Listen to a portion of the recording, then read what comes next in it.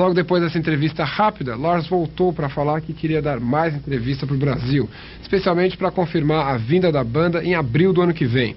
Lars falou tanto que a gente resolveu dividir essa entrevista durante toda a semana. E agora você vê a primeira parte dela. Been to Brazil, I think about 3 or 4 times. See, my dad was a professional tennis player, so I traveled. Yeah, that's why I know all the tennis players. Right, I traveled with my dad.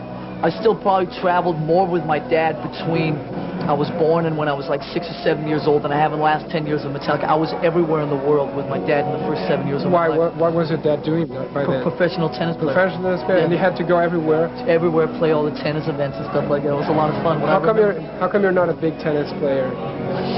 Because I really just wasn't good enough. I tried, you know, I was basically growing up to be a professional tennis player, and when I got up to be about 14 or something, you start drinking a few beers, you start looking at girls and stuff like that.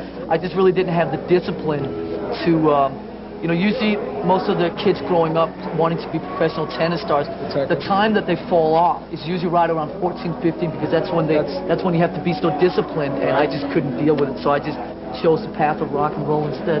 Well, but don't you think that rock and roll needs a little discipline? I mean, on the stage you are now, I mean, you're such a huge band now that you had to have some discipline on stage or on tour. Well, you know, we all know what our limits are in terms of, I mean, we discipline ourselves enough to go up, play all the shows that we're booked to do, and basically go up and always play as good as we can. You know, we don't go out and do, you know, drugs or drink so much that it affects the performance. I mean, we certainly drink and we have a lot of fun, but we don't push it to the point where it affects the performance. So, I mean, apart from that, I don't think it needs to be any more disciplined. Well, that's the nice side of tours. I mean, because everybody says they hate tours. I mean, they're long, they're endless, and all that. But I mean, you can't actually enjoy a tour, can you? Oh yeah, I mean, we have a lot of fun. We're one of the only bands I think out there who don't need to walk around and say, well, you know, we don't drink, we're really clean. You know all these bands that say, well, we had all our fun.